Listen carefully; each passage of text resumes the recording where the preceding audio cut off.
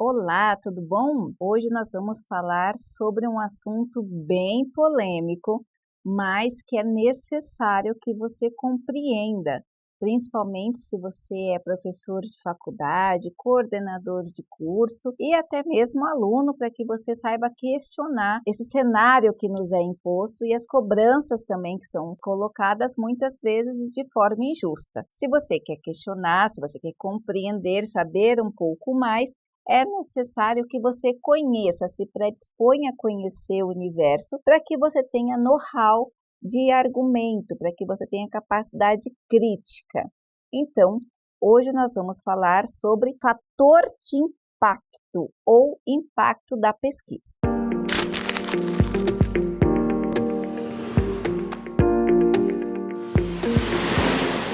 O que acontece para você entender um pouquinho o contexto que a publicação científica enfrenta? Antigamente, nós não tínhamos essa divulgação online, então as revistas eram físicas, tinham um tipo de circulação e outras questões de métricas e qualidade para você entender se era melhor ou pior eram colocados. São mecanismos, como o próprio nome diz, métricas, que mensuram até onde vai a produção científica. No entanto, com essa realidade tecnológica, com essa quantidade de informação, começaram a surgir empresas que começaram a colecionar, como se fossem livrarias, bibliotecas, chamadas bases de dados. Existem bases de dados abertas, que são como a do Google, por exemplo, que você procura lá a informação disponível online e ele te traz de forma gratuita. E existe base de dados fechadas, que você paga para acessar, artigos que você paga para acessar, e aí você tem uma outra qualidade, quantidade de veiculação da informação. Hoje, quando você fala, eu quero uma revista científica, quero saber se pesquisa ou revista com relevância ou não. Então, eu tenho visto muitas pessoas falando, é uma revista relevante, não é uma revista relevante, é uma revista que tem impacto, é uma revista que não tem, mas muito mais de forma especulativa, ou porque ouviram alguém falando o que era, o que não era, do que conhecendo esse universo aí do fator de impacto, do impacto da revista de forma clara e profunda. Como é uma pergunta que as pessoas fazem com frequência aqui nas dúvidas e também querem saber, a gente trouxe para você entender um pouco mais. O nosso tempo de vídeo é restrito, é uma discussão muito grande, mas eu vou tentar colocar para você de forma mais simples para você entender essa questão do impacto das revistas. Métricas, então, vão medir basicamente como que está a veiculação do material científico. Se ele é aceito, se ele é visto, se ele é baixado. Mas vamos colocar o fator de impacto aqui, que foi a pergunta. Fale sobre impacto e fator de impacto para você entender. Então, eu vou falar primeiro enquanto nome, esse nome fator de impacto. O nome fator de impacto é uma métrica da base de dados utilizadas especialmente pela Web of Science. Web of Science é uma das empresas pertencente ao conglomerado da Thomson Reuters, ou Reuters, como você preferir aí pronunciar o nome dessa empresa. Essa empresa não é especulação da minha parte, está na internet, na Wikipedia, fornecido pela própria empresa. É uma empresa multinacional de meios de comunicação e informação formada em Toronto. É uma empresa, um conglomerado, na verdade, da família Thomson, que movimenta bilhões de euros ao ano. Então, essa empresa tem várias editoras, tem várias revistas e ela vende também, ela tem bases de dados que ela cobra para que você tanto tenha a revista na base de dados, quanto você acesse essas bases de dados. Então, quem tem acesso ao Web of Science hoje está pagando para esta empresa. Não é gratuito, como algumas pessoas pensam, mas a minha faculdade tem acesso ao Web of Science. Tem porque o governo paga ou porque a instituição paga e não paga barato. Então, é uma base de dados fechadas, com materiais específicos, e ela vai contabilizar as métricas dos artigos usando os critérios e as variáveis dela. Então, você não são métricas que ficam abertas, esse formato de algoritmos que são considerados, e essa base de dados, colocou para ela mesmo o critério de mensurações para dar esse fator de impacto, o que ela chama de fator de impacto. Então, enquanto o nome fator de impacto, com a sigla FI, com a sigla IF, e até mesmo com a sigla JCR, elas são contabilizadas por empresas particulares, com base de dados particulares, tá? Restritos em cima das variáveis que elas compõem. Eu coloquei essa informação aqui porque a Thomson não é só o único grupo que tem esse impacto. Tem o grupo da Clarivate também. São grandes editoras, grandes conglomerados que são pertencentes a outras empresas que acabam, de certa forma, meio que norteando a comunicação científica. E aí eles criaram esse nome e que muitas vezes, na verdade, na Qualis passada, era considerado só os índices dessas revistas. Então, considera o fator de impacto dessas grandes bases de dados. Na verdade, não são grandes bases de dados, são bases de dados pagas que envolvem aí por trás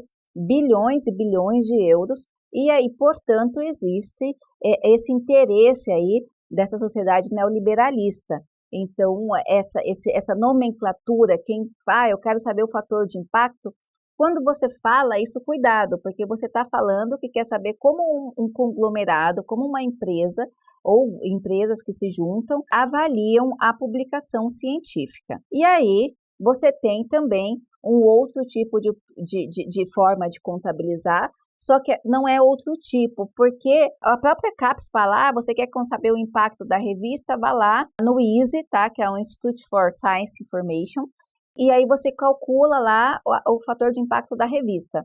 Só que não. O ISI também pertence à mesma empresa que nós estávamos falando. Então, essas variáveis que eles vão considerar e as revistas que eles vão considerar são somente as revistas que eles podem contabilizar. Ou seja, as revistas que optam por colocar o conhecimento, a publicação científica de forma paga, para que nem todo mundo tenha acesso. Nossa ideia, a ideia da Núcleo do Conhecimento de muitas empresas e iniciativas da América Latina e até mesmo Estados Unidos e Europa, a gente participa de um movimento chamado Open Search, que é justamente a iniciativa e a ideia de que o conhecimento científico não pode ficar na mão dessas empresas, que o conhecimento científico deve ser aberto de forma gratuita a toda a comunidade. Ou seja, eu não posso pegar um artigo científico que tem informação relevante e colocar na mão de estudantes que são privilegiados por algum motivo ou alguém pagando para que tenha acesso a essa comunicação científica. Nós fazemos parte, eu particularmente, dessa ideia de que o conhecimento ele tem que ser para todos e por isso que eu estou fazendo esse vídeo com essas informações. Porque quando você falar em fator de impacto, você tem que tomar cuidado para você não estar privilegiando essas empresas e acabar corrompendo aí o papel da ciência, especialmente no Brasil e nas sociedades em desenvolvimento. Nós não temos cultura. Hoje, a maioria dos nossos estudantes universitários não tem condições, nós somos um país com muita desigualdade social e é necessário que você tenha essa consciência quando você começa a optar por esse tipo de iniciativa. Graças a Deus, não sou só eu, são milhões de professores no Brasil que também têm essa consciência e por isso que na última Qualis agora teve uma briga, tem uma grande briga entre essas forças aí de ideologias, de pessoas que falaram bem assim, puxa, eu não posso só considerar o JCR ou o fator de impacto, já que eu vou estar priorizando essas bases de dados, ou seja, essas empresas que não têm essa ideia do conhecimento científico aberto. E aí, nós temos, então, como que a gente vai pensar no impacto enquanto conceito, tá? Enquanto ideia, justificativa. Não o nome fator de impacto, que é daquele conglomerado, mas o fator de impacto que fala a existência, o motivo da existência da gente pensar na importância de reconhecer o impacto da revista. Como eu já falei, a informação hoje são muitas informações, muitas publicações, e quando você opta por uma revista, você tem que pensar o quê? Puxa, beleza, eu publiquei, mas esse conhecimento que eu produzi está chegando para quem? Quem é que está acessando? Da onde que está acessando? Que impacto eu estou causando com essa minha publicação, com essa minha iniciativa? Por exemplo, você é um professor e tem um projeto ali que você demonstra como o aluno pode aprender melhor sobre sustentabilidade. Você colocou numa revista, será que o outro professor de uma outra cidade consegue olhar de forma fácil para ter acesso para replicar essa produção? Ou será que ele não tem acesso porque ele não tem dinheiro ou não tem esse privilégio de acessar essas bases? Então, essa métrica, essa ideia do impacto é justamente isso, é entender o impacto da produção científica considerando algumas variáveis, como o acesso, quantas pessoas acessaram, a leitura, quantas pessoas leram, quantas pessoas baixaram e quantas pessoas usaram esse seu material ou esses materiais como forma de citação. Lembra quando a gente faz um material científico, a gente coloca lá, segundo fulano de tal, quantas pessoas te citaram. Então, a ideia do impacto seriam criar essas variáveis, todas essas variáveis, para ter um índice, para mensuração, ter níveis de mensuração de impacto. Mas lembre-se que o nome fator de impacto só é referente àquelas bases de dados fechadas. Aí o que a gente tem aqui agora dessa justificativa? As bases de dados usam métricas específicas, tá? O nome de métricas específicas. Hoje, aqui no Brasil, teve um grupo muito grande, eu acredito que com uma evolução de ideologia e espiritualidade muito grande na CAPES, que brigou muito para que fosse reconhecido também, ou fosse considerado, o impacto fornecido através do índice H. O que é o índice H? É a mesma coisa, só que é o nome que a Google acadêmico, que é aberta, tá? Que todo mundo consegue alcançar, deu para a questão do impacto do artigo. Então, ele considerou o índice H. Só que o índice H da Google tem muitos problemas e eu não posso dizer se o da base de dados, o JCR, o fator de impacto dessas empresas privadas tem, porque são empresas privadas, a gente não sabe quais são os interesses e como eles mensuram essas métricas. Mas o Google é aberto, então o Google a gente consegue ler os códigos, ler os sistemas dele e a gente vê que não é 100% exato. Porque o Google ele vai considerar principalmente a seguinte variável. Lembra que é robô, inteligência artificial. Então, ele vai considerar o seguinte. Quantas vezes o seu material foi citado nesse período, só que essa citação, essa publicação, ela tem que estar indexada na Google, para que o robô consiga contabilizar. E isso tem muitas variáveis que não casa, como por exemplo, se a citação não tiver de acordo com o que o robô considera correto. Então, eles têm lá várias variáveis que considera a citação dessa forma. Às vezes, se o cara escreveu o seu nome errado, por exemplo, ele já não contabiliza. Ou ainda, se ao invés de citar o autor que a máquina considerou o primeiro, porque a máquina considera basicamente o primeiro autor, e o cara cita o outro autor, então ele também não contabiliza. Ou ainda, se, por exemplo, eu tenho artigos que estão traduzidos em russo e estão traduzidos em mandarim. Então, quando a pessoa cita, a máquina não consegue identificar que a minha citação foi lá, porque é muito diferente a questão do idioma.